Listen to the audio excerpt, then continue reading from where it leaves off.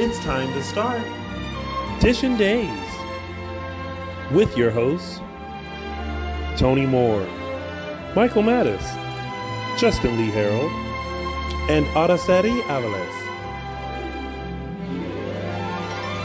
And now, let's dish.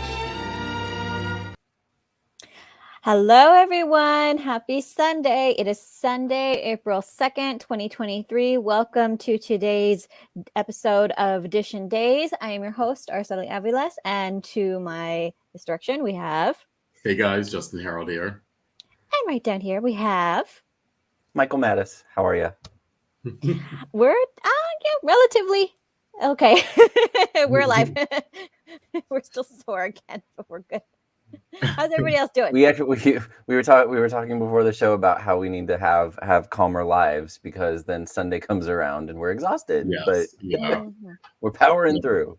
Yes, definitely feeling better than last week. So yes, I think everybody can collectively say that maybe not by much, but enough. Yeah, it feels like spring. In other words, yeah. Oh, for sure. We're out doing stuff. And Justin has flies in his house. I know, I'm like spawning a fly. Oh god. Or he's just seeing things.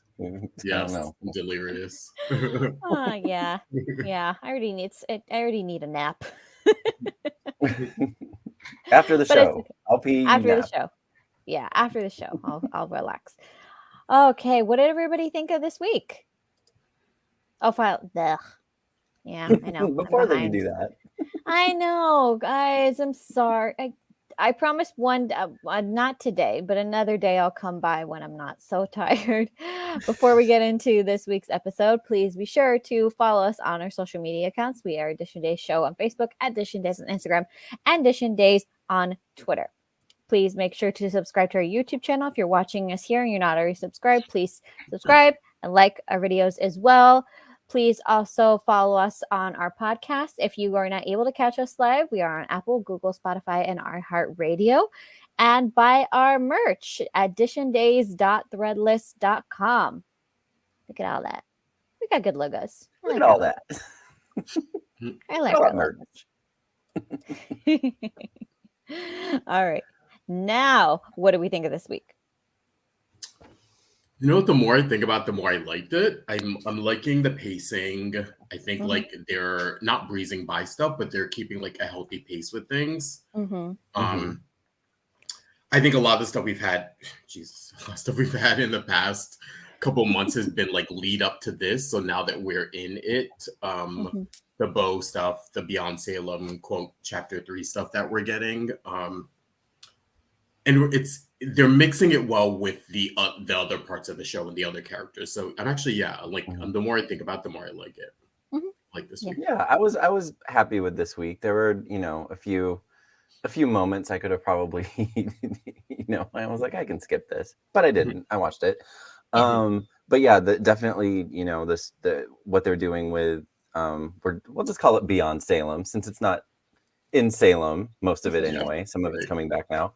But yeah, that was definitely it's the highlight for me last week, was the highlight for me this week. But the stuff going on in Salem too was mostly, good. Yeah. I would agree with both of you for the most part. Yeah, there was like a few things I could have done without, but then they redeemed themselves with some things that even in just Salem that like were brought up that I was like, thank you for saying that.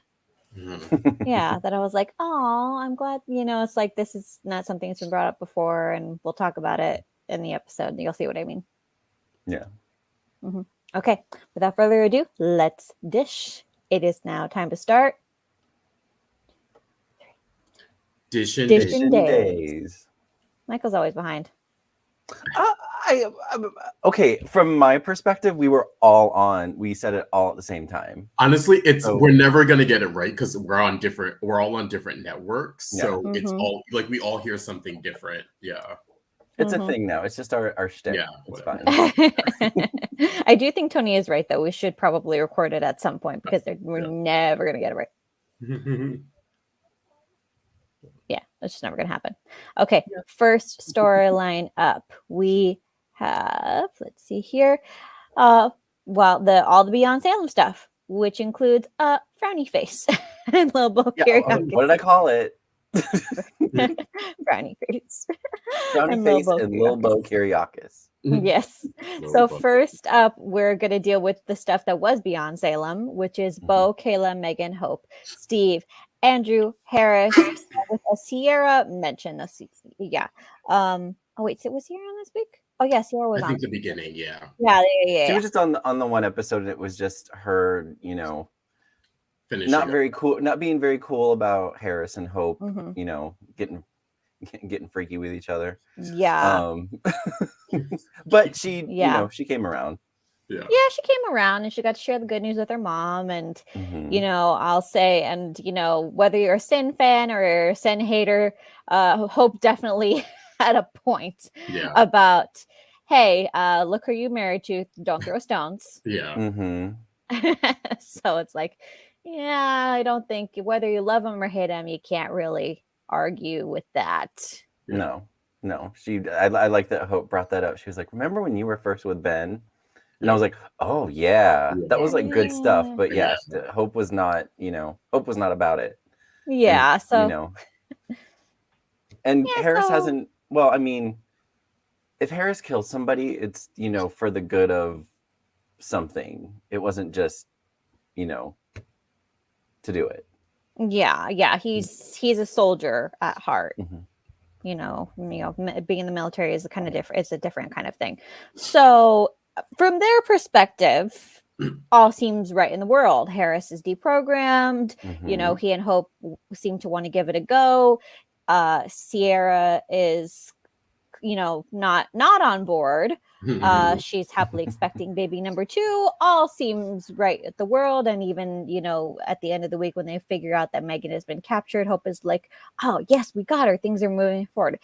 Except there's just one little detail that she's missing. Yeah. Well, the fact that Kayla's gone and they don't know. So that what they know is that Kayla's gone. Someone took her. Yeah. They know that Megan knows who took her. They just don't know who that person is. They don't know it's Lil Bo Kiriakis. Lil Bo. Why are you calling him Lil Bo? Because that's what Kayla called him that at one point. She called him Lil Bo Kiriakis. Yeah. Oh, I didn't even catch. Oh, okay. Yeah, I guess. So now people are, as is the case, people are half caught up. Sorry, need a minute. Sorry. Oh my goodness. Bitch, you okay? I told you it's spring now. I'm actually feeling a lot better. I don't know where that came from, but yeah. Spring has sprung and the pollen and the allergens are everywhere. Sorry, what were you saying, Araceli? So I was saying that everybody is basically half caught up. So in ISA headquarters, Harris and Andrew and Hope are celebrating, but they know, because they know Marlena's alive, Kayla's alive, Kate is dead. Until I see a body, I'm not buying it. Yeah, she ain't dead. She's with some gays getting some rest time. I'm not.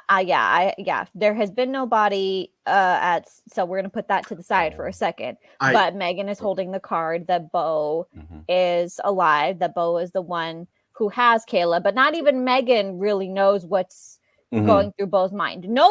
Basically no one knows what's going on with Bo right now because Bo has gone rogue. Yeah.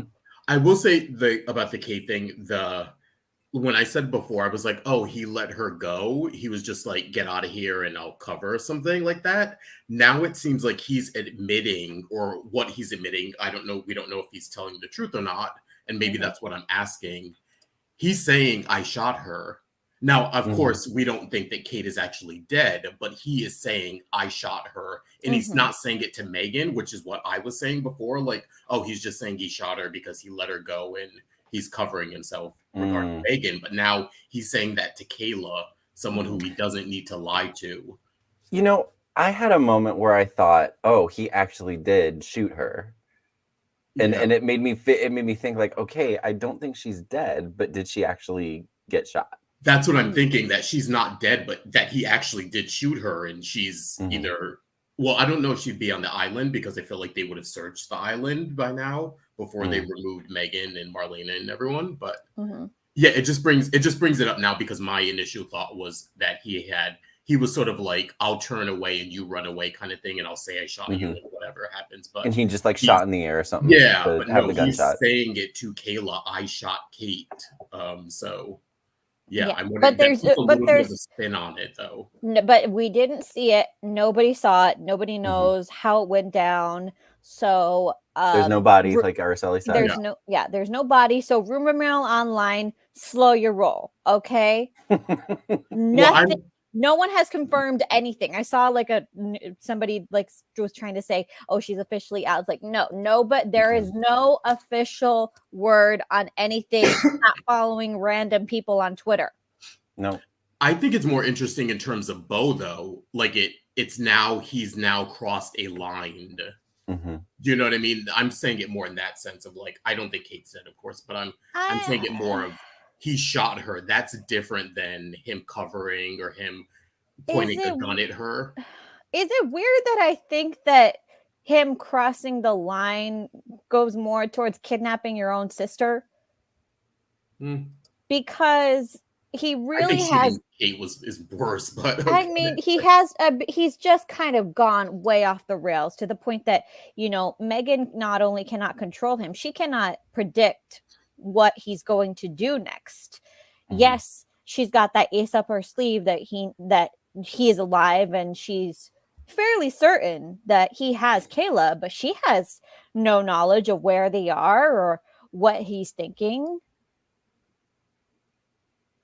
Yeah. So I mean, yeah. Yeah. And Kayla, poor Kayla, is just like, you gotta be freaking kidding me. Yeah. She had the sister frustration. I could tell. Like I enjoyed their scenes this week actually, because like it literally felt like, a brother and sister bickering back and forth about something, not a minor argument. He's basically holding her hostage so that and I find it interesting, like his rationale behind what he's doing. He stole the orchid and now he got the idea to create this death becomes her like serum.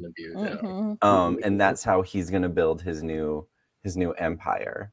So and there are people saying that I think Bo is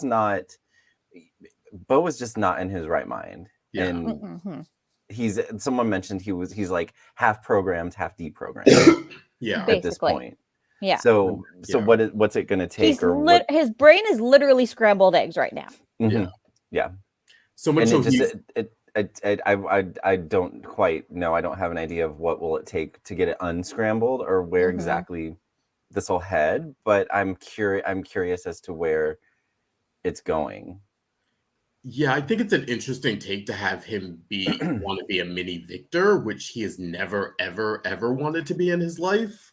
And so for him to come out of this and to be sort of uplifting the Kiriakis side and sort of downplaying the Brady side of himself seems really interesting. I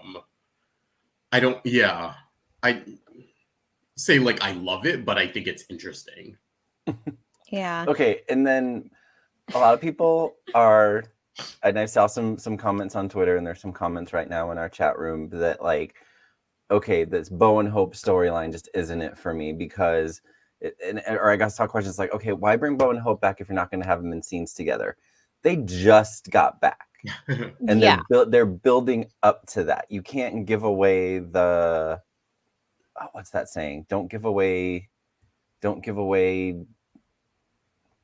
know what you're trying to say. Don't give away the horse before the cart. Is that it? No, that's the horse. No, don't give away the milk when you get the cow for free. Okay, so anyway, my point is, you don't want the story to peak too early. That's it. Yeah. Yeah, exactly. You don't want it to peak too early. And I can, if what they did with Bo and Hope on Beyond Salem is any indication, it's that they will come through for that. They will come through with this. They're not just bringing Peter and Christian back to have them separate the entire time. Like they did a really good job reuniting them in a way on Beyond Salem last summer, and I have full confidence that there will be a payoff, but it's not going to be immediate. That's not what these shows do. They want to build it up to make, because if they just do it right away, it's kind of like, oh, okay, now it's done. You know. Also, So the story be is patient, moving. people. They'll do it. Don't put the horse before the carriage. I think that's what I was trying to say. Yeah. To round that out. I But mean, yeah, they've just be been on. patient and then try to enjoy the ride. You know. Yeah, they've been on 2 weeks, maybe, if that. Like, it's, the story is actually moving, which is good. It's not stifled. We're getting there. Yeah. Yeah, and it's not boring. If all you want Exactly. is if all you want is Bo and Hope and the Bo and Hope montages, I have seen several thousand I of know, them that's- online. You can go to any time. But if you want real payoff, be patient. Okay. I know that's hard in the digital age, when everything's at your fingertips. But remember back in the day when you had to TiVo everything and record everything on cassettes, I still remember those of us who had to do that with our favorite episodes. So if you don't have to do that anymore, you can afford to be a little patient. And someone just mentioned this in the chat, which is kind of, I meant to bring up too. It sort of seems like the heavy influence of Kiriakis, it seems like we're leading to a John Aniston, some crescendo here with this storyline, I'm guessing. That's what I'm thinking this is going. Yeah. So it's they probably were finding a way to tie it all together. And then with John's passing, it probably, because I think we're at this 6-month mark. Yeah. Because it happened day Not quite. We're almost there. Okay. It was November. Yeah. And 6 months from November is May. So we're getting, if we're not there yet, we're close. Yeah. So it's, Yeah. So there's a lot of, So in other words, what we're saying is this stuff so far, this film was before John Aniston's passing. So if anybody's thinking that this stuff right now is an indicator, maybe it wasn't quite that at that point, but as Justin said, maybe it's just it's going to naturally bleed into the upcoming, goodbye to Victor. Because one of the things that I actually thought about was, Kayla is not the right person to be advocating for Victor. If Kate had been there and been hearing what Bo had been saying, her argument would have been, well, why are you in Victor's home? Why don't you just go back to Salem and go talk to the man yourself? And I'm waiting for somebody to bring that up. But of course, Kayla won because of all the stuff that Victor pulled back in the day, with Kim and with her family. Of course, she's not the best person to advocate on Victor's behalf. I actually thought it was interesting, though, that it seemed like her whole conversation and everything she said was right. But I found it interesting that she's basically pulling from everything pre-1994 with Victor. Yeah. And it was like, do you know what I mean? It seemed like a weird conversation where I understood her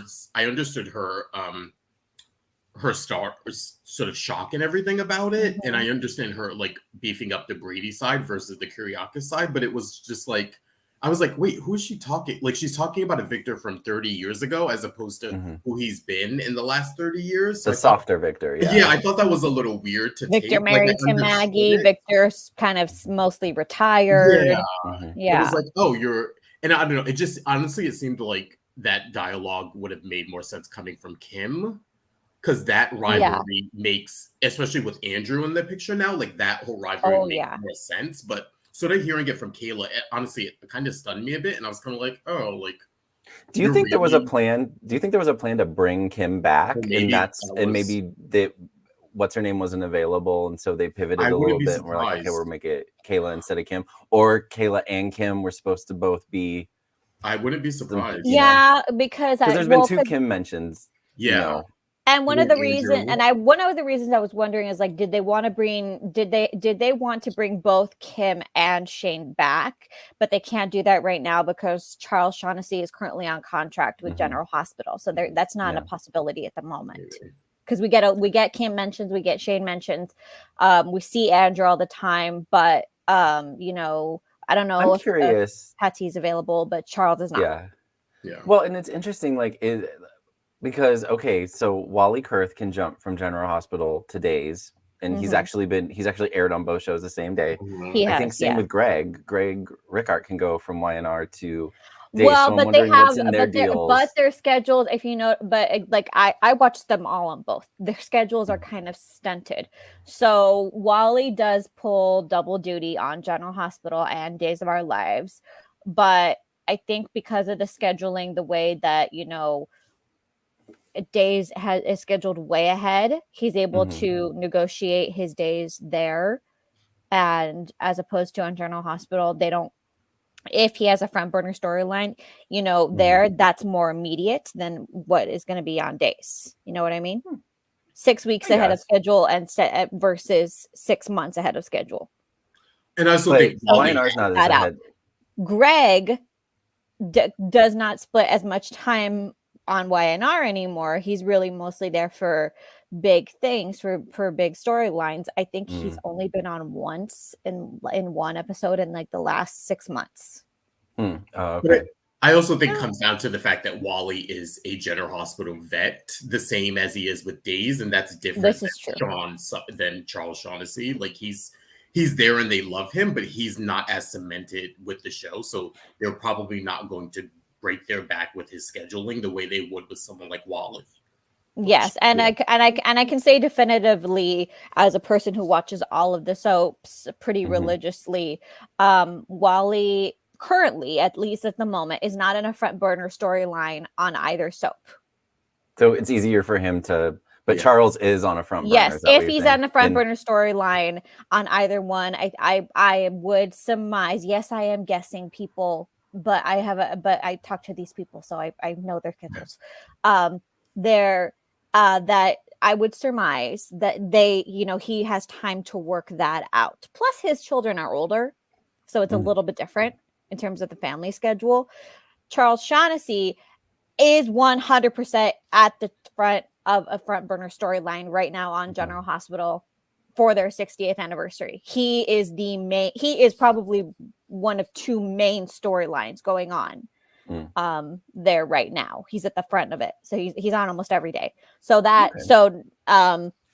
if they were to bring him back now on Days, even if they were to bring him back right now, you're still not going to see him for months and months and months at a time, because he's been front page for the last year. Okay. So that's my spiel. No, I don't know for sure, guys, but like we I feel like you know enough that's I know enough. What everything you said is completely plausible. Yes. Like I believe what you just said is facts. Yes. Now, as for like all those people who like travel and stuff, don't ask me how they do it, because I couldn't do that. Like Greg going from to and from Texas every week. I don't know how they do that. So you'll have to ask them that. But in terms of just regular production, ask them. Yeah, and certain send in between, ask him. As terms of regular production scheduling, I feel like we know enough about the industry to kind of make a good educated guess. Yes. So that was my little spiel. All right. So back to originally we got into this because we're wanting Kim and Shane back. This is not to say that they couldn't pop up sometime in the future. Obviously, we're all rooting for the Donovans to come back. There is a little rumor, has not been confirmed yet, that my Donovan is coming back. I'm waiting for confirmation on that. I would be tickled pink if that were true. But yeah, the Donovans still exist very much, and because now we've gotten Andrew, thank you very much for that, because we love Andrew as a character. He grew up very nicely. There's definitely more potential for the Donovans to return. But just be patient, guys. We're still very much in early days, not to find a pun on it, but we're still very much in early days of all of this storyline of these 80s characters really coming back into the forefront. And you wouldn't want it to be like fast tracked. You want to enjoy this. You want them to take their time with it. You know what I mean? Oh God, no. If they were on a week, all in 1 week, and then we never got to see them again, like I could maybe stand that for like an anniversary or a memorial episode or something like that. But if you're promising me a major storyline with them and I only get a week, that's cutely disappointing. Yeah, exactly. What do you guys think of Megan's deal? Not so much the fact that she came up with the deal, but the fact of her want is Statesville.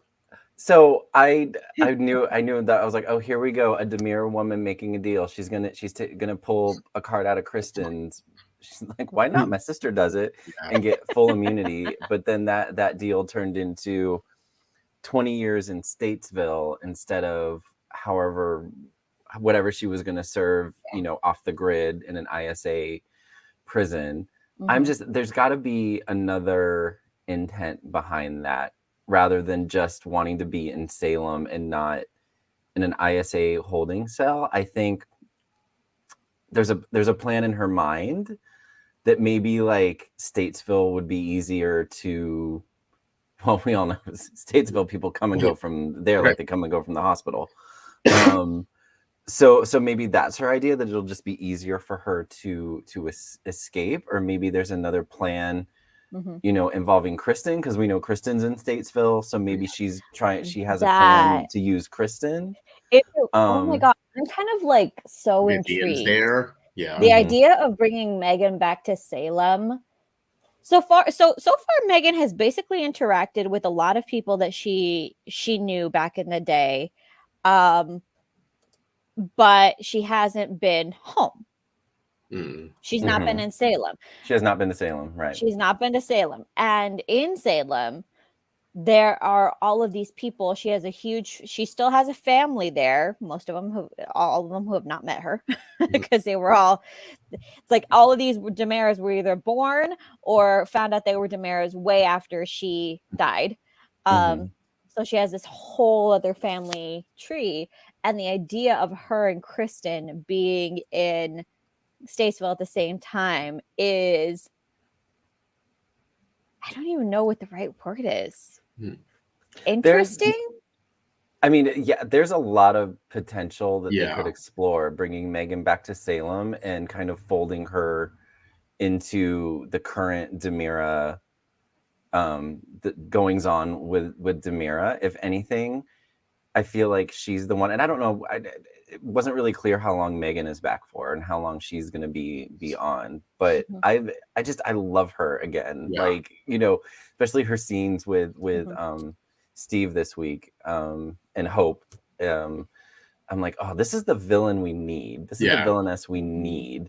And not to say that, like, not to discount Kristen, but there just needs to be some new fire thrown in, a new flame thrown into the fire, so to speak. And I think Megan would be the one to do that. So there's a lot of potential they could, utilize here, and just we'll just see we'll see what we get. Especially since most of these siblings that she has, all of them would hate her guts. Oh, they already do. Like, everything they've heard about her. They don't. Everything they've heard about her is like every single one of them has reason to hate her guts, and they've not even met her yet. See, interesting. I feel like, maybe Stefan, because EJ's connected to Marlena and Kate or whatever, and Tony is too, so he is not pleased with what Megan's done. But I feel, in Chad, of course, but I feel like Stefan doesn't care. I don't think he would care. I don't think he would care necessarily. He doesn't necessarily have a stake in Megan, but he tends to try to stay away from the homicidal side of the family. Unless he could use it until Megan and him become the brother and sister. Yeah, but he's you know what I mean. He's more shrewd than criminal, like the rest of the family. Not that he is above criminal acts, but he just goes about things in a more shrewd business style way than the other family members who would immediately jump to, oh, let me commit a crime. Yeah, I agree with that. I think the fact that she didn't kill the 3 women will erase a lot of that, honestly. Because then she's not as bad or hasn't done anything as bad as any of them have done in the past. I mean, is she really worse than anything Kristen or Tony or EJ? No, I'm not saying she just. Yeah. Oh no! I'm not saying that she's better or worse than her siblings. I'm saying they all have reason to hate her. But what reason do they have to hate her if she didn't? That's what I'm saying. She didn't do anything. For EJ, for Tony, for Chad, it's for what she did to the three women that she played. Okay, maybe she saved their lives, but she also played God with their lives and put them all through the ringer. So no, they're not her friends. I think they get over that. He's letting Kristen sit in a jail cell. For a crime that Kristen did commit the crime to begin with, Megan just interrupted the crime mid-spree and stole the orchid from the person who already had it. So Kristen has every reason to hate this woman. Kristen's probably going to look at her and figure out, when she knows what she did and be like, well, why am I still sitting in jail if all these women are alive? You know, that's going to be Kristen's rationale. Yeah. And like you said, Stefan probably won't care either way, but he does tend to try to stay away from the homicidal branch of the family tree. I just think this is water under the bridge. This isn't something that I think will keep them from embracing Megan. They're not going to show up with bells on to visit her in jail, but I think if she got out for whatever reason, I don't think you think they'll easily warm to her. Exactly. Versus if she had actually. I think that they are going to be. I think they're going to start off being, the high and mighty with her, but eventually, if this is all, if she is on long term, if she's on short term, then who knows? But if she's on for a longer term, then I could see it where they come in and they're high and mighty and on their high horse, but then she could easily get back into their. I feel like she would be easier. She can easily get back into their good graces versus if she had done something more heinous. Exactly. Yeah. But yeah, I think for me, I say this. I think the Statesville thing was twofold. On one hand, I think it is to put her in close proximity to Salem, and being in Statesville is easier to say she wants to escape, or like maybe she's thinking, or maybe she's just honestly thinking long term of something could happen there that could easily get me out of my predicament. But also just from a humanitarian state, like I understood her reasoning of, I don't want to be locked in a cell in a facility like this. Like, at least put me in Statesville, in Salem, someplace that I know, kind of a thing. So I think it was twofold. I do think she has something up her sleeve, or I think it has the potential to have something up her sleeve. I agree that I think it was twofold, but I think the bigger fold was I want to be somewhere where I can easily pull some shit, where I can more easily pull some shit. Yeah, for sure. Yeah. We don't know what she's planning, but you can bet that she's all about the chaos. Yeah. So she hasn't revealed that, but she has her signed deal. Hope and Steve are with her, and she's about to we're teased with she's possibly going to let the cat out of the bag about Bo. Yes. She's not. I don't think she will. And this is where we enter. Or maybe she will. I don't know. And this is where we enter the phase of, let's let everybody know that they're alive section of John, Marlena, Eric, Belle, Stephanie, and Chad. So Kayla is now everybody knows that Marlena and Kayla are alive. Steve lets Stephanie know, and she's on the phone with and she gets all this information, and then her phone rings, thinking it's her dad, and it's not. It is her mama. It took her the longest time to answer that phone call. Do you answer an unknown number? Well, first of all, no, I let it go to voicemail. But okay, so it was like hello. I was just like, say hello. It's your mom. It's your mom. That was frustrating, but that was Nobody probably the answers intent an behind unknown that was call anymore. No, I mean, no, I let it go to voicemail, and if it's if I'm like, if it's someone that knows me, they'll just text me and be like, "Yo, I'm gonna Yes. call you," you know.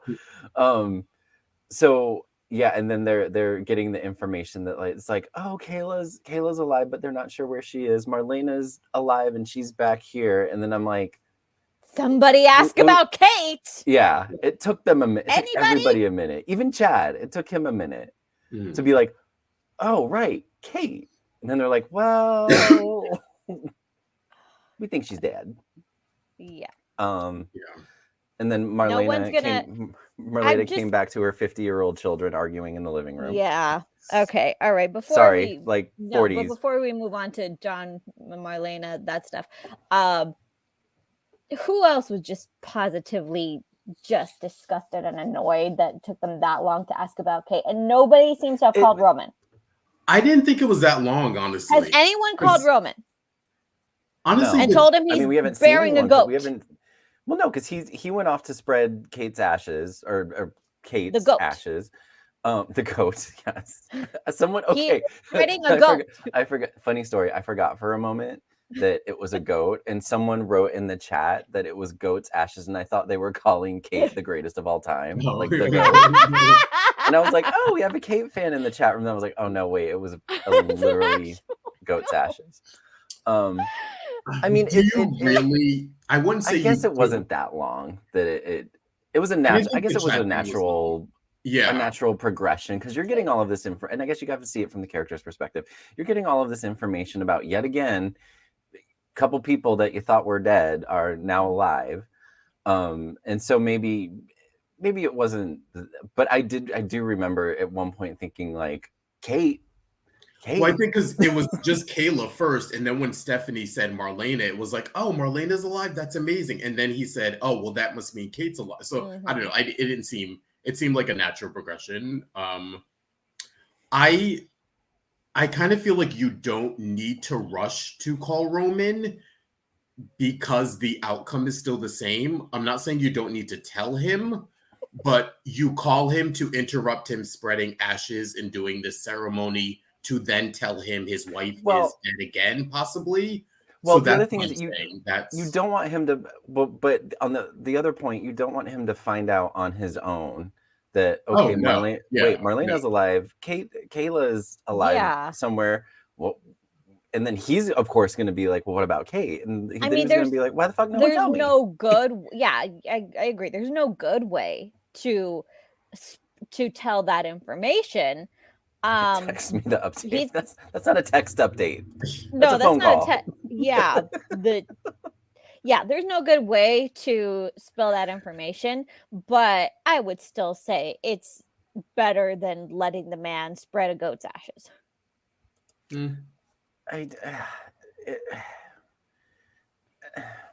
It's all very new information still too. Yeah. So I guess we have to give them a path. And then people are like, well, why haven't they told Tripp? Why didn't they tell Joey? Well, maybe that's a lot going on. Yeah. Well, no, that part I at least understood because that was Steve's responsibility, and Stephanie set up basically that she's been calling her dad.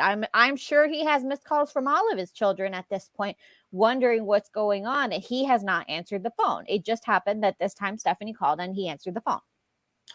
I just assume, like, they're not going to show us 50 scenes of Steve calling 4 different children. They're not going to show us 50 scenes of John and Marlena. Like, they're not going to do a Zoom call with Carrie. Like, you have to surmise that certain people are going to be told, and the only people, you get the shock value of the people that we had this week, and then the shock value is over that they're alive. So, I mean, yeah. I mean, you can't have a scene of every single person finding out. Yeah, though it was very satisfying to see Marlena reunite with Belle and Eric, even if they were behaving like total toddlers. Fighting over Sloan Peterson. I mean, like, the woman went through hell. She came back from the dead, literally. And the first thing that she hears when she comes home is, "You're being so immature," and this, that. And I'm like, Oh my God. Well, in their defense, they didn't know that they were walking into a reunion of their dead mother. I mean, they're siblings who are having a legitimate argument. They're behaving like children. So, It's and ridiculous. I loved after, they reconnected with Marlena, and she kind of, she was like, oh, I just, I heard you guys griping out here, and I would just love, like, she was basically telling them to, kiss and make up. And they kind of were just like, I guess we can table it for now. And she was like, well, that's not the records I was expecting. I was like, I love that right there. I did. Yeah, I love that like, she's like, these fucking kids, man. Just I was like, girl, you are like, that's not happening. You're this adult is another children reason. No, but this is another reason that I wanted Kate. I want Kate back. I need Kate back so badly, because she wouldn't have been as nice about it as Marlena would have been. She would have whooped them both upside the head and gone through the laundry list of things that she has been through to get back to her children. I think Kate would have been like, you guys can argue later. Like, I don't think she would have cared if they resolved everything, just that they didn't have a moment in a part of her reunion. I don't think she would have told him to resolve everything. I just think she would have told him to just shove it. Well, yeah, you're grown ups. Kate would have been a little more, harsh. Yes, about you're it, grown ups. You're having the most petty argument on the planet. Johnny will find out that Marlena's alive. It'll probably be Monday or Tuesday. Yeah, guys. That part I'm not worried about. Everybody's gonna find out. I think we already have stills of Brady seeing her for the first time. It's not. This is a long-winded way of saying, like, all of these kids, of all these women, they were not ready to lose their mother.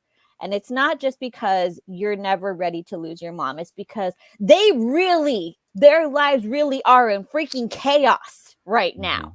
Yeah. And it's like, especially Marlena's kids, and you would think, it would be Kate or Kayla's kids who are in complete turmoil right now. And they are to a certain extent, but it's Marlena's kids that are like, yeah. But and I don't think now that Marlena's back, it's just all gonna be hunky dory. Like it's no, they're still gonna have to deal with it. They'll have her to lean on, but it's not just like, oh, Marlena's back now, we found our way again, and la-di-da. Look, I love Marlena, and I know she's a very calm person, but I need her to lose it just once. I need her to just kind of like look at her family and say, hey, I didn't come back from the dead to be dealing with all this shit. I didn't go through all this shit to hear you two griping about some prominent attorney, which we'll get to in a minute. It's just Marlena, no. Marlena is due for a not a breakdown, but to give a beat down. Yeah. Anyway. Yeah. So it's no. God. And I'll continue my rant about that in another storyline. Okay. So let's move on to chess and checkers. What game are we playing today, people? Nicole, EJ, Gabi, Stefan, Lee, Eric, Sloan, with a little surprise appearance by Melinda Trask. I'm team nobody in this situation. Maybe team Gabi, but everyone else, I'm just like, what are you doing? Like, this is dumb. Yeah. This is like a comedy of errors. I was like, we're now in a formula state with this storyline where this is what, the second time now, the second week we've had EJ and Nicole. Oh, we're gonna and then Stefan over here figuring it out and flipping the script. And it's like, okay, is this gonna be next week too? Like how much more of this, or how many more rounds of this are we gonna have to go through? This week I was kind of like, again. Yeah, I literally interesting part of this, the bringing in Melinda. That was the that was the interesting part. Yeah, we love Melinda, and Melinda. Tina was with her facial expressions this week. Yeah. I was just like, yes, If Tony were here and he was giving a 3 snaps, I would say give it to Tina Hang. Or I may have butchered her name. Tina Hong for Melinda this week because she was eating it up.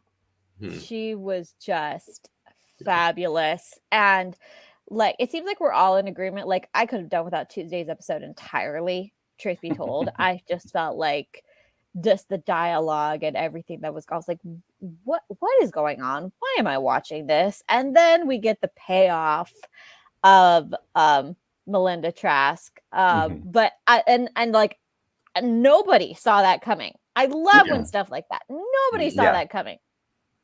They covered that really well. That's a 5, almost 6-year callback to when they flirted with each other at Julie's place or Doug's place. Yeah. That first night, that was when TC was playing Stefan. I mean, that was so long ago. For them to bring that back up, it was like, oh, okay, wow.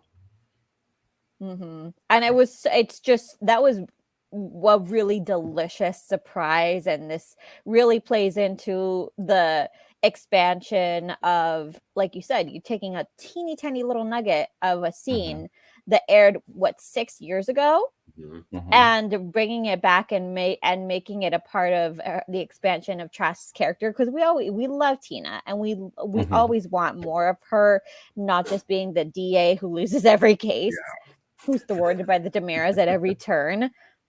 This was great. This was awesome. I think it was kind of, I had to, suspend disbelief a little bit that they would that Gabi would just so blindly believe that Nicole. I was like, all right, I guess I'll just have to go with it because that's what's happening. But I don't think Gabi would have actually, I guess what really put her, I could see like Gabi was confused. She was like, Nicole, why are you here talking to me? It was that text from Stefan that said, from a trusted source that said, listen to Nicole. See, I would, but even then, I'm like, if I were Gabi, I would believe Nicole in the sense of maybe I thought like she was trying to get back in my good graces, or the fact that like before the rave stuff happened, they were always on good terms, Nicole and Gabi. So I would believe Nicole in the sense of Nicole's trying to do something nice, so she's trying to like, get back to being friends again. Like that, I would believe more. It's the EJ stuff that makes no sense. No, it made no sense why Gabi would go, knowing EJ was involved. It makes no sense that Stefan would even ponder the idea of going, knowing it was like, even if you think you and EJ have buried everything, which you don't really think that, you're still on opposite sides. Your goals are in opposite of each other. You and Gabi together means he's out. He's not going to help you get together with Gabi. Like it was just a little too much. I don't know.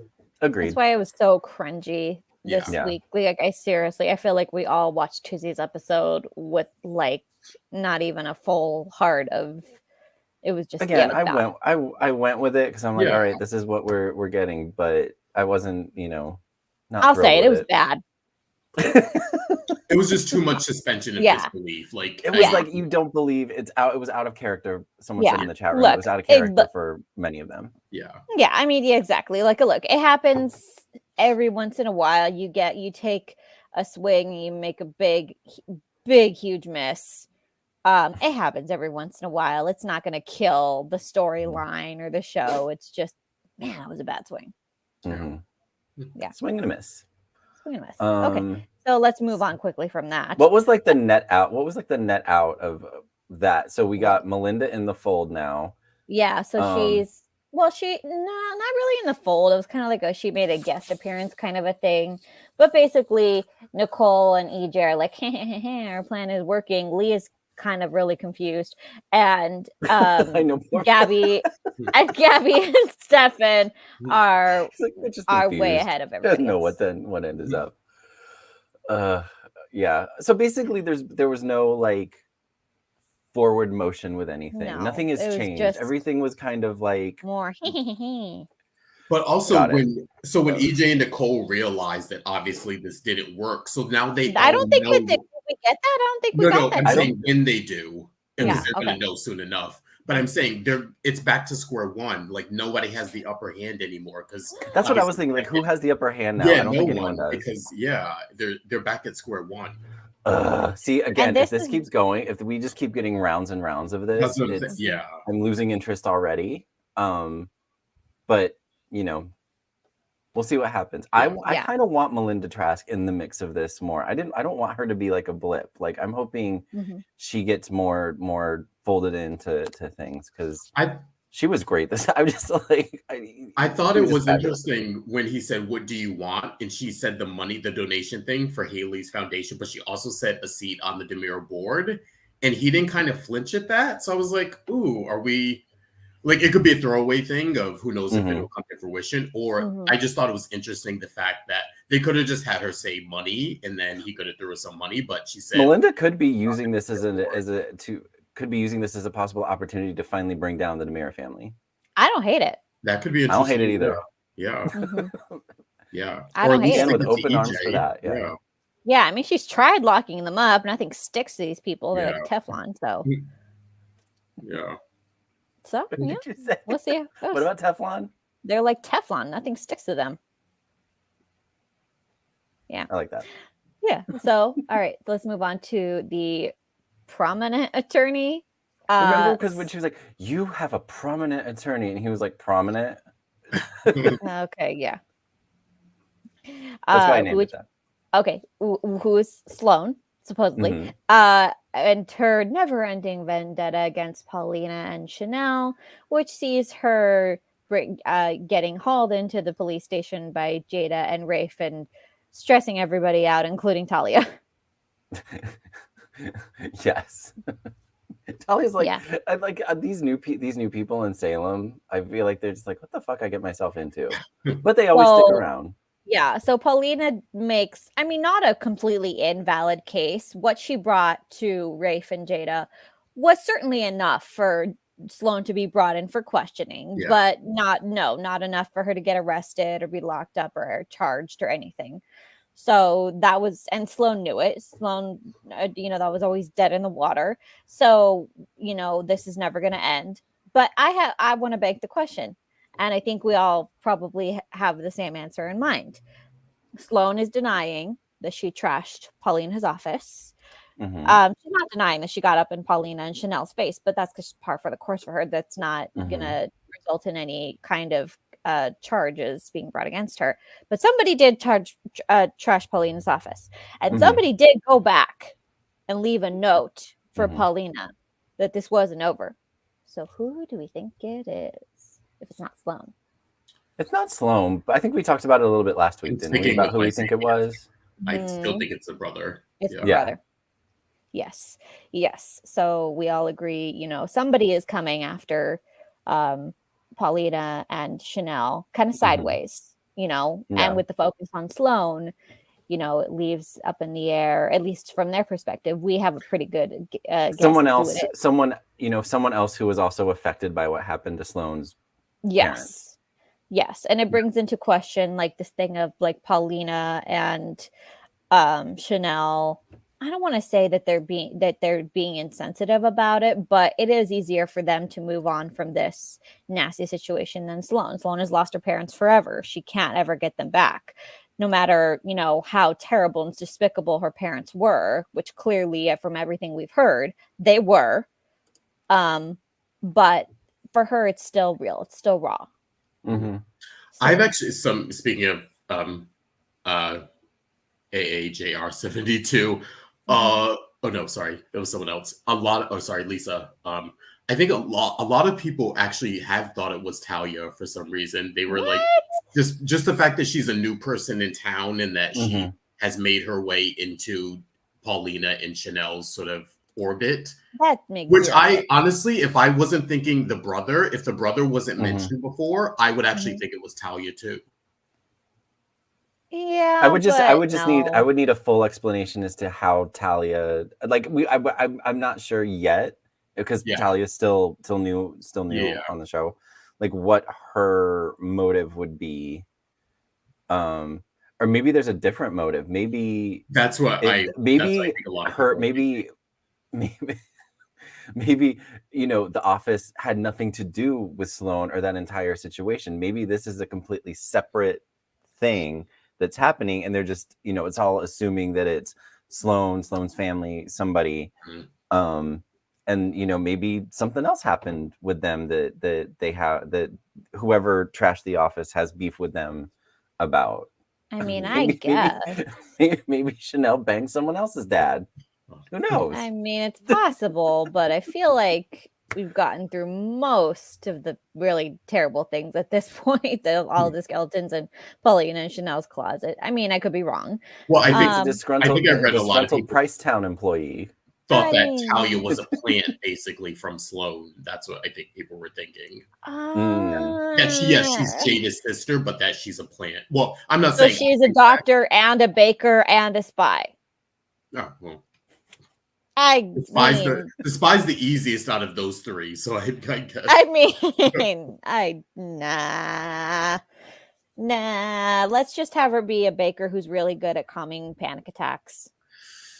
I still think there's something there. Not the Sloan stuff, but I think there's still something there with Talia that has. I mean, I think that of course she's a new character. We haven't gotten her backstory. We're barely getting her relationship with Jada on the screen. Of course, there's going to be stuff there. I think it has absolutely nothing to do with Sloan. Yeah. Yeah, there's a lot we don't know about this character yet. But I mean, I like what I know so far. Yeah. Interesting about how, she's a doctor, but she's not a doctor. She's a baker, but then she has no baker experience. She was just able to figure out recipes from what she knew about being a doctor. I mean, that's pretty brilliant. That's pretty brilliant. I mean, as a baker myself, it is hard. It takes years. Just call to your try doctor to figure friends out. and be like, "What's in this?" Yeah, it is like it's chemistry. Like one of the how I explain like basic chemical properties to kids is like like the easiest way to do it is with baking supplies. It really is. If you try to use like chemical formulas and things like that, their brains turn to mush. But if you actually like give them solid evidence, like cookies, and this is what evaporation is, and you boil water, and this is the difference between baking soda and baking salt. It's the easiest thing to do is with baking supplies. Interesting. Good to know. Yeah. Yeah, so sorry if any of your kids are suffering with really bad chemistry grades, just know that that's the easiest way to do it.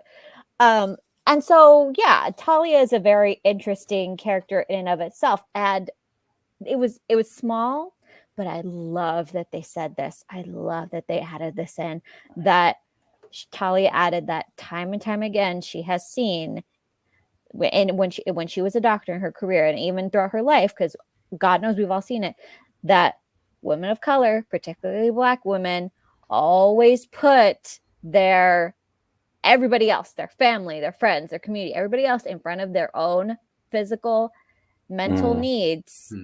And they gotta be the strong ones. Yeah. And they suffer for it.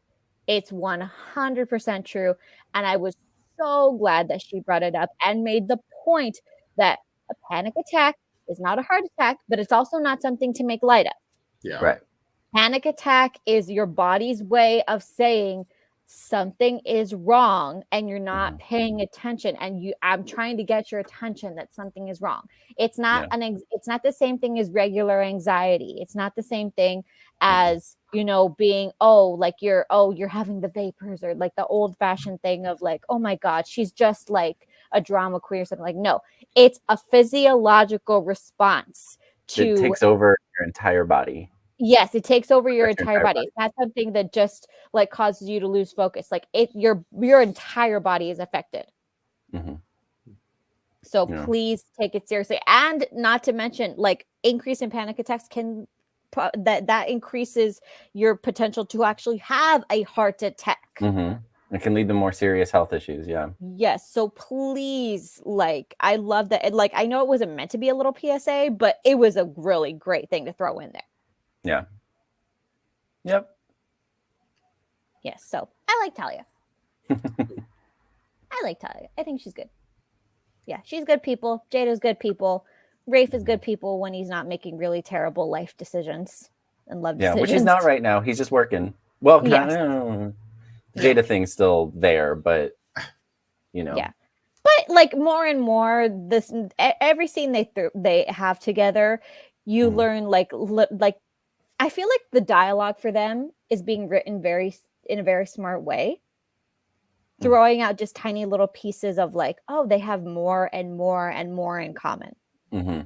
Yeah, it's a slow burn. Yeah, it's a really slow burn that like they would just fit very well together.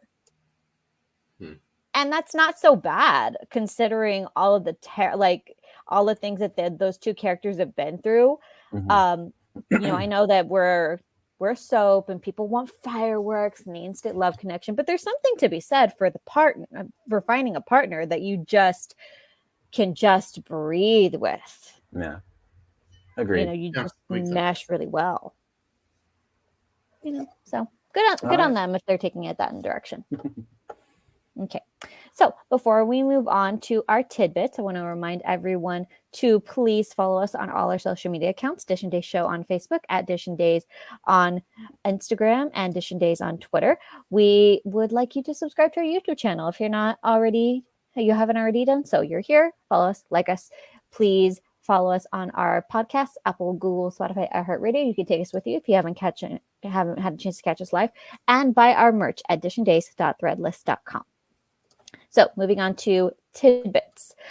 We have, I'm not sure if this is the best title for like to encompass this whole thing, but it's true nonetheless.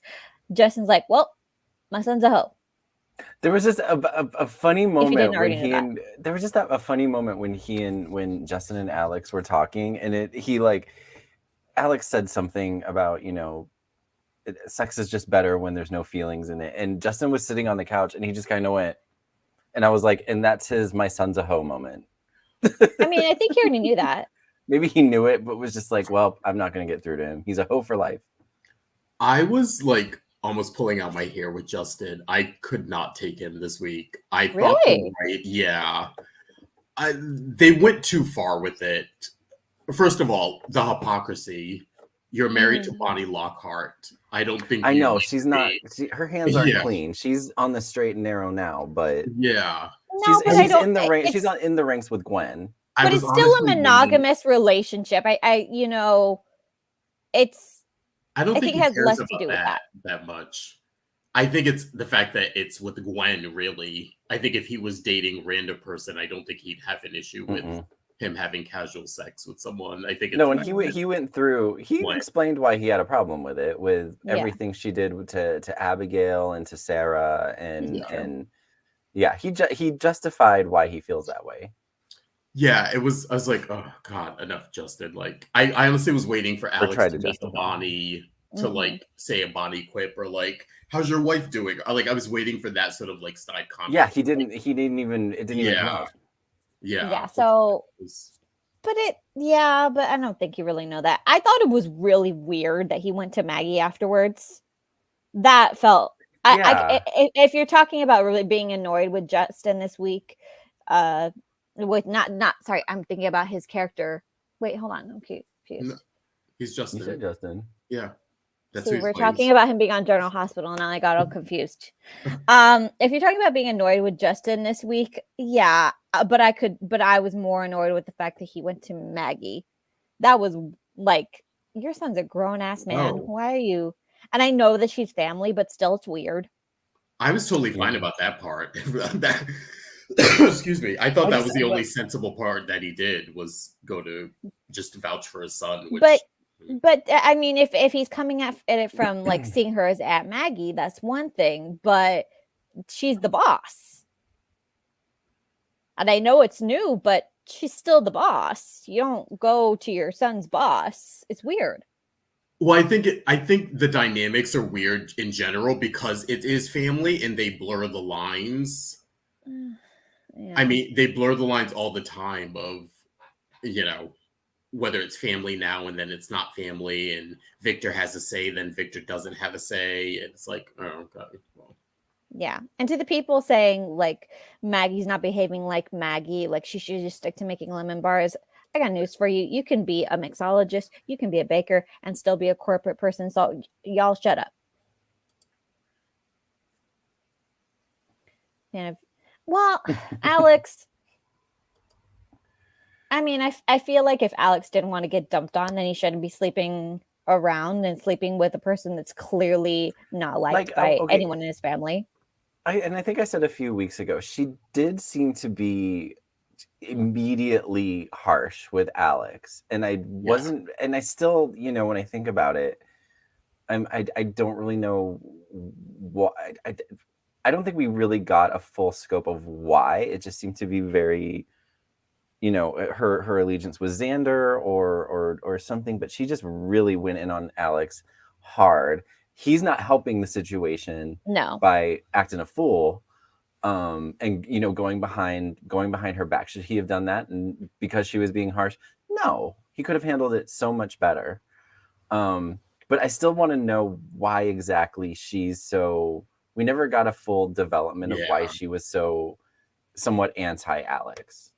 Now we just accept that she is, but I know. I feel like they're doing that because they're playing up the Maggie Xander stuff, and I think we see where it's going, that he might be out and Xander might be in. But I agree with you. It's not making Maggie look great in this situation. She's sort of condemning Alex for his behavior, but also hand waving Xander's behavior. Like, that whole conversation made no sense.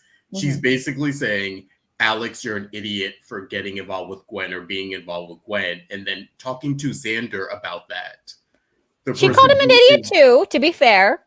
She kind of hand waved that whole thing. She was kissing Xander's ass, I thought, while simultaneously. She has no reason to. She just has a different relationship and a different history with Xander. I get it. She doesn't. She doesn't have the same relationship she has with Alex that she has with Xander, and I don't think it makes it right. It's just what it is. I think it would be different if they weren't talking about things that they're both doing. That's the linchpin for me. You can have a conversation about Gwen to Xander and condemn Alex for it while talking to Xander. That makes no sense to me. Yeah, I guess. But I mean, let's just pray that they're all making okay decisions going forward. I know, Alex is not going to stop sleeping with Gwen, but Xander needs to just let that go. Yeah. And Gwen, he let her go. Xander made his choice. He chose Sarah. He can be mad again. He can be mad about it, but it's Gwen's right to be seeing who she wants to see. And if Gwen, if this choice, unfortunately, Sarah, made her choice and ran off. So, yeah. And if this is what Gwen needs right now. At least Xander did make one good decision this week regarding Chloe and Lady Whistlebottom. That was I knew he was going to do that. Yeah. I just that was the responsible thing to do. And I know deep down there's a part of him that's like, I know he didn't say it, but I know that deep down there's a part of him that's like that kids should be off limits. I know that that's in him, even if he didn't say it. But the petty reasons he laid out were just as valid. Yeah. Yeah. That's funny. Yeah, Leo's getting a little bit too big for his britches. Getting a little too comfortable. You don't write about your boss. You don't write about your boss. You don't piss off the boss. Yeah.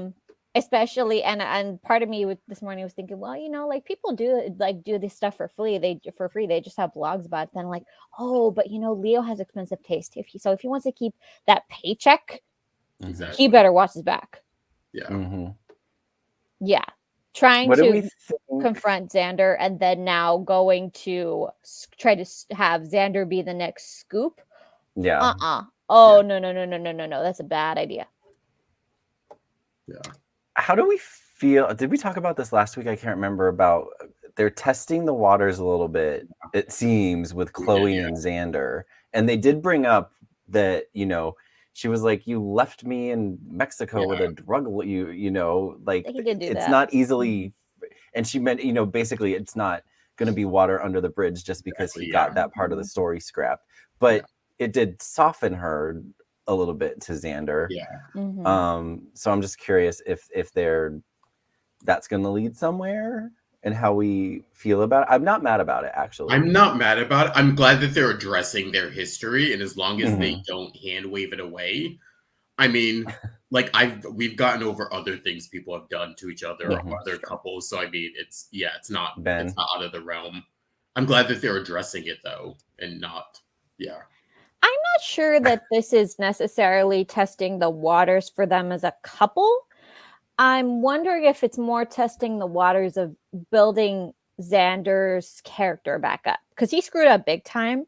And I'm wondering if this is just another layer of building his character back up, having him reestablish his ties with Maggie, having him be a responsible publisher, things like that, little by little, trying to build his character back up so that by the time Sarah inevitably comes to town for some reason and has to explain the baby bump, we have a maybe a more well-rounded Xander than we had before.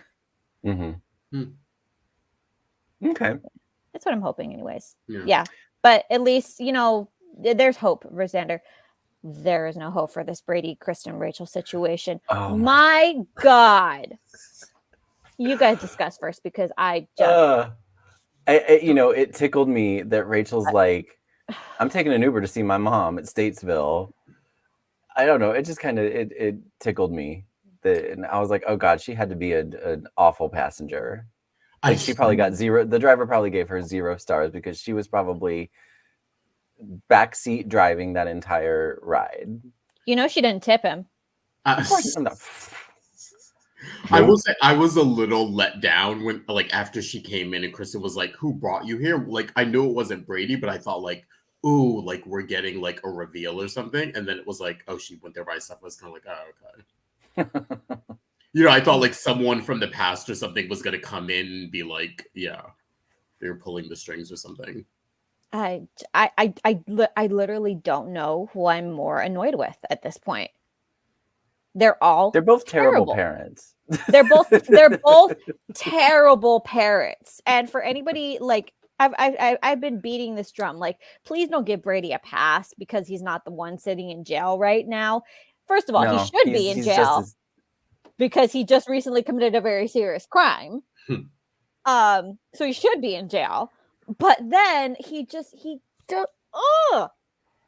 what is it going to take? This is why I need, if Marlena is going to beat some sense into any one of the kids, I need it to be Brady.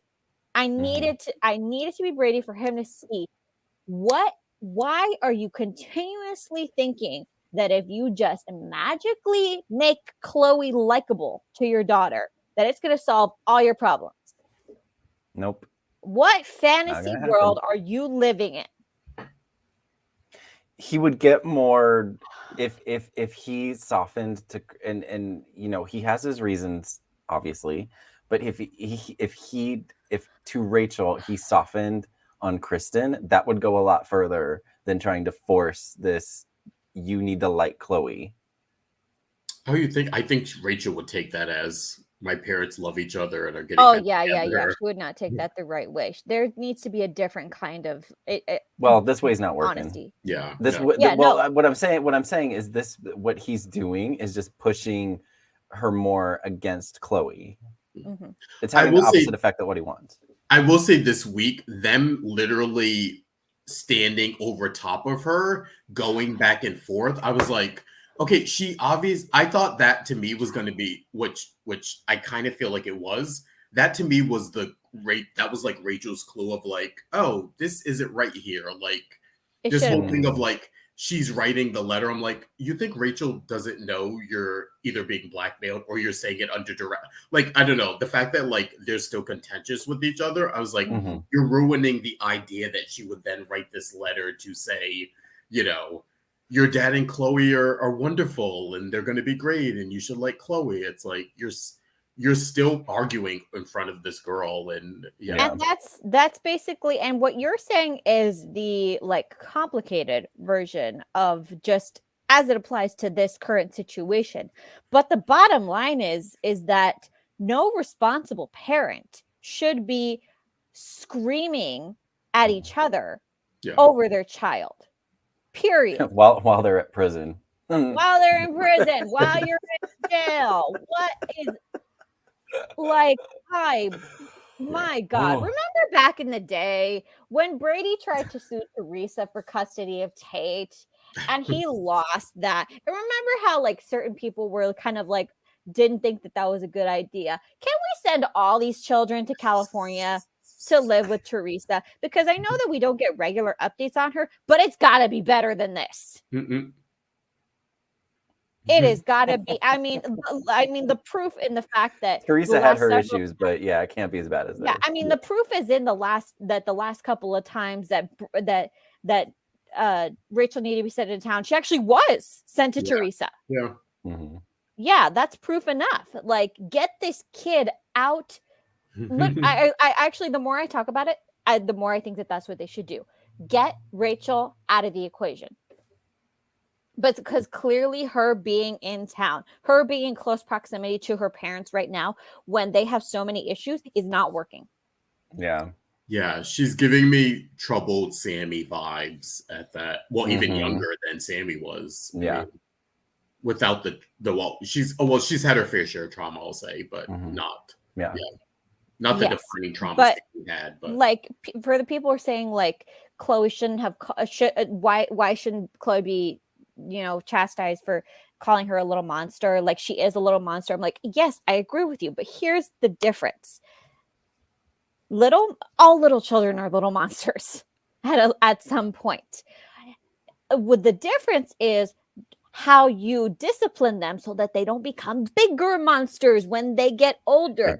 We want this teeny tiny version of Rachel to end when she is teeny tiny. We do not want her to grow up to become her mother.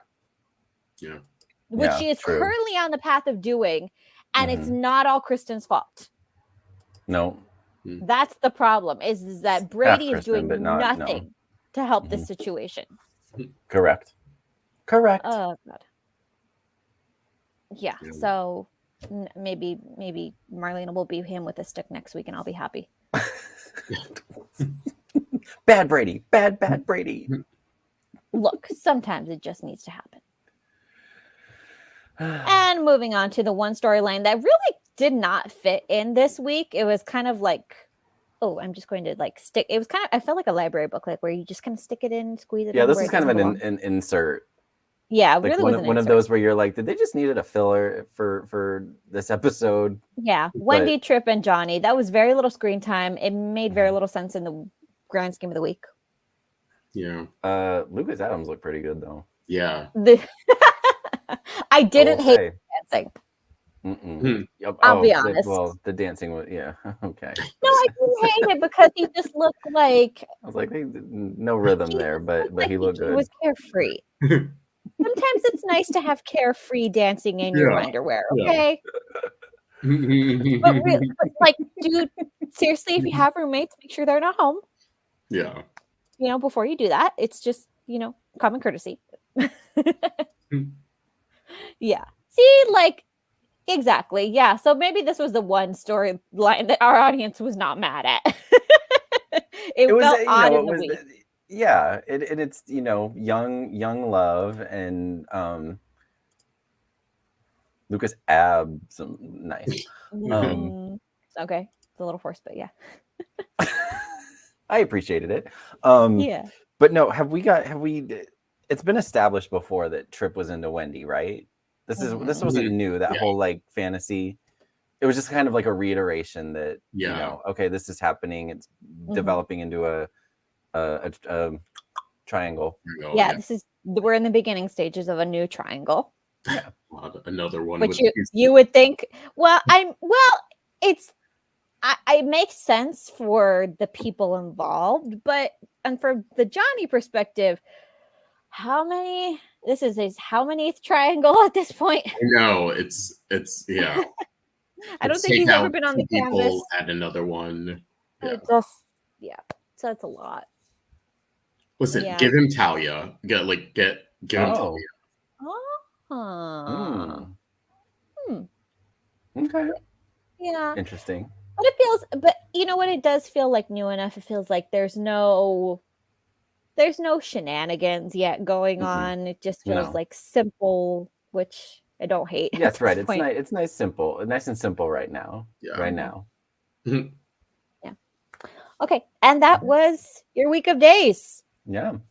That was your week of days. And Tony, so let's move on to our segments. Tony Moore is not here, so we don't have 3 snaps this week. So we'll move on to Michael Myers' segment.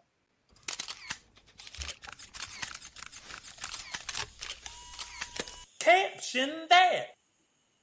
All right. This week's Caption That Photo comes courtesy of Kayla and Bo. And this week's caption comes to us from Manuel Briano, Manny B175 on Instagram, with his caption, "No, Kayla, DoorDash and Grubhub will not deliver Brady Pub clam chowder here to Greece." Cute. And there you have it. Yeah. I thought it was funny. Yeah, it was cute. Yeah. It's just now I'm hungry. Oh, now you're hungry. Now you want some chowder? Yeah. Yeah, now I want some chowder. So that was just the wrong time to say that. And a nice little garlic bread bowl. Okay, and now we have Mr. Just Hareld segment. Hey guys, I'm taking you back to March 27th, 2018, where Greg Ricard debuted as Leo Stark. Remember, at this time, he was not a henchman, but he was a hired plant by Vivian Alamain to sort of bring down Titan, and sort of seduce Sunny for a sexual harassment suit. And that's how we were introduced to Leo, not knowing then that he was really Maddie Cooper, Diana Cooper's son. But yeah. It's the first time we got we had the debut of Greg Ricard, who has now definitely, I think, cemented himself on the show and is, for as much as we go. He's definitely had an evolution. Yeah, definitely. Or two. Yeah. But cool. Yeah, it's so funny to remember how people came on the show and who they were connected with now and how it's so different. Like, he doesn't associate, Vivian, of course, but I would, we'll see. I'll just leave that. We'll see if there's a not a rematch, but if there's a reunion of these characters. Oh, that's true. Because Louise is coming. Well, Vivian/Louise is will be back on screen or that's been out there. Yeah. Mm-hmm. And also the thing, because remember, after this sort of fizzled with them too, Kate sort of took the scheme over. And so it'd be interesting, see him and Kate together. You know what I mean? Like these people who he sort of started off with who aren't on the show anymore, who he doesn't really have scenes with. It'd be interesting, Or Leo and John. Remember, we thought he was John's They thought he was the daddy. Yeah. Oh my god, that was all kinds of weird. Yes, it was. Yes. But March 27, 2018, when Greg debuted as Leo Stark. Y'all remember when Leo's mother smacked him? Oh, yeah. And you felt it 10 miles away. Yeah, that was something. Yeah. I think that's when they were sort of softening the character and sort of sort of giving get a little sympathy for him. Yeah. Okay. And that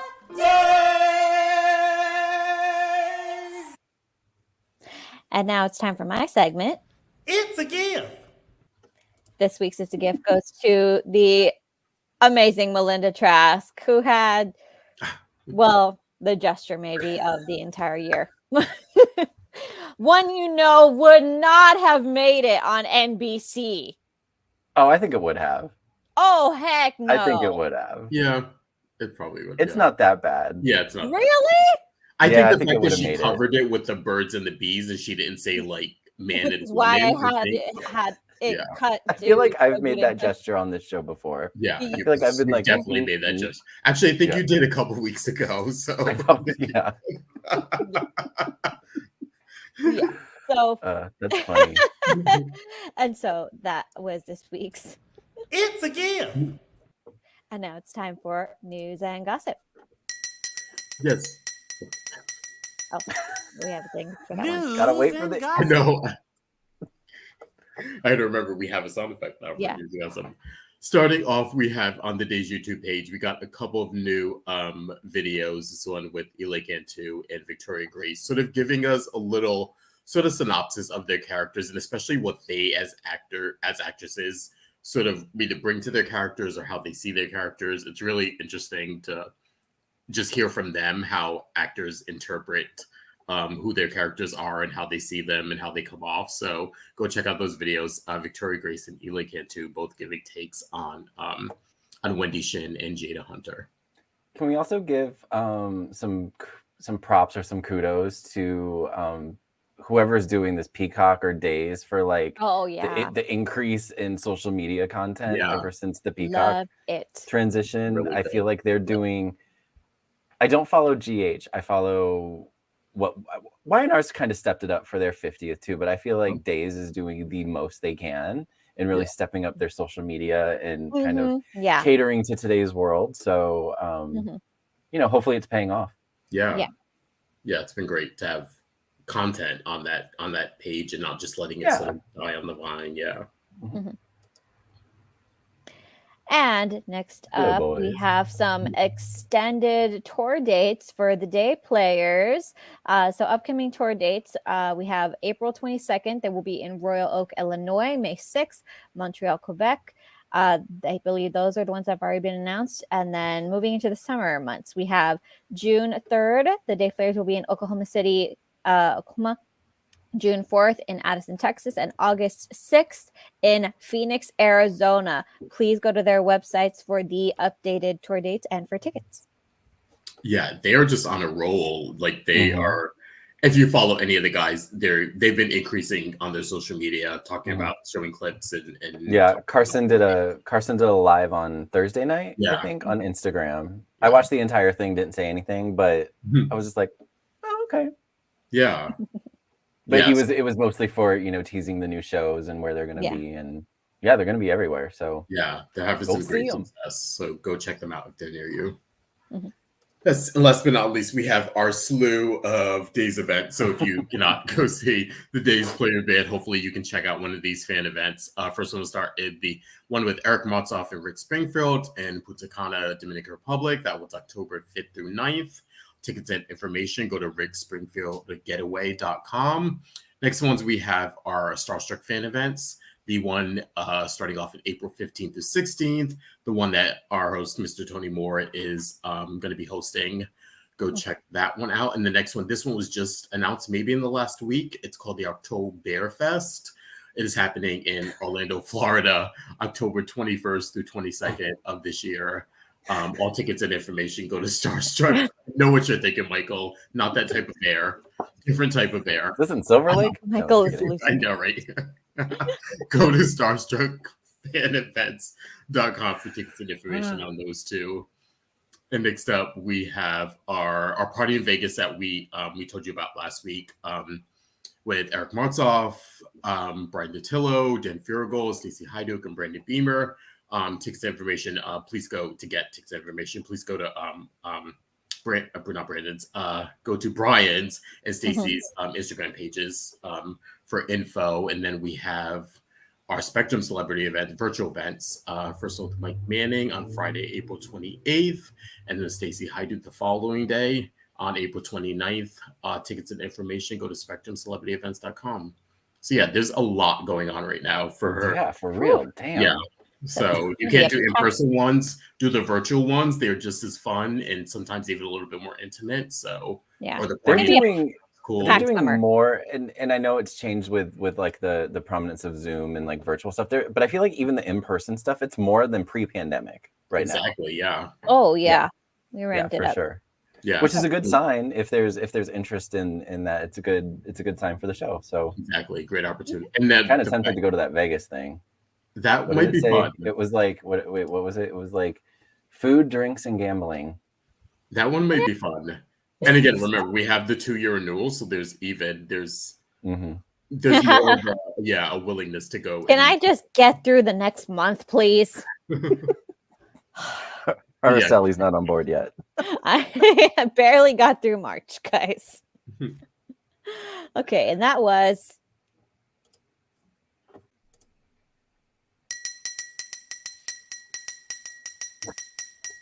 news and gossip.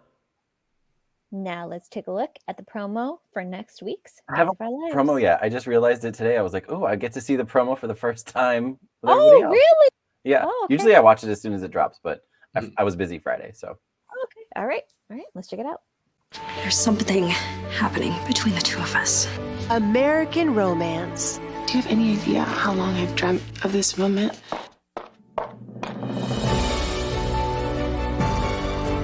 Greek tragedy. We're in an undercover mission, aren't we? This is us blending in. A couple caught up in the romance of Greece. Wait. Where's Bo? I'm Shane Donovan, director of the ISA. Days of Our Lives, streaming on Peacock. What is happening? The looks on our faces when we came back, that was funny. Bo, if you're going to try to be Shane Donovan, you need to have a British accent. Yeah, Shane Donovan in America, you know. That's not a British accent. No, it wasn't even like that. It was Bo. It was Bo's accent. Okay, well, I mean, I'm not disinterested, so. Exactly. I'm just like, oh. Okay. Oh, yes. Before we get to the end of the show, guys, we have to tell everybody we will not be here next week. There will be no show next Sunday, April 7th, in honor of the Easter holiday. I will have eggs in my hair at that point, so you don't want to see me at that point. Don't worry. There's no actual full eggs. It's just, the eggshells. But yeah, it's not a pretty sight. So no show April 9th. Not 7th, April 9th. Yeah, April 9th. Sorry. No show next Sunday, April 9th. We will see you the following week. So nobody tune in. Nobody tag us on social media. We're not going to be here. Yes, it's Easter. It's Passover. This whole week is Holy Week. Okay, so everybody's very busy, so no show. Just enjoy enjoy Days of Our Lives at your leisure, and we will see you the following Sunday. Yeah.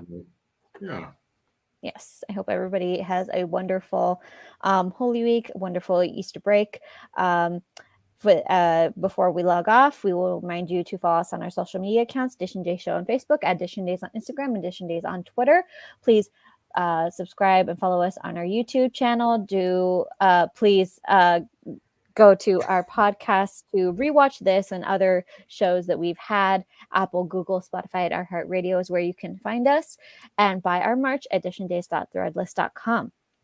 Michael Mattis, where can the kind comes for you? You can find me on Instagram and Twitter at MLMattis. Justin Hareld. See what Bimby's up to. Yeah, Bimby. Yeah, just Hareld. Where can the kind folks find you? You can find me on Instagram at Justin Lee Hareld. And you can find me on Twitter and Instagram now. It's still exciting. I ain't posted anything though. I posted yesterday. Oh, did you? Oh, I didn't see it. I did. I was miserable. The algorithm must not know that I know you, even though I follow you. Yeah, I was miserable. I look it too. At Tia323 Araceli. Can't wait to look. Yeah. Okay. That was our show. Thank you so much. That's our show. Thank you so much, everybody, for joining in. Remember, we will be back in 2 weeks. 2 weeks. We'll be back on the 16th. Yes, on the 16th. Sunday the 16th. New show. Yes. It'll be the three of us. Tony will be in New Jersey with the Starstruck folks. But yes, so he'll still be doing day stuff. You just won't be here with us. Yeah, exactly. Yes. Okay. All right. Have a good holiday, everybody. Thank you so much for joining us. See you in 2 weeks. Bye. Bye.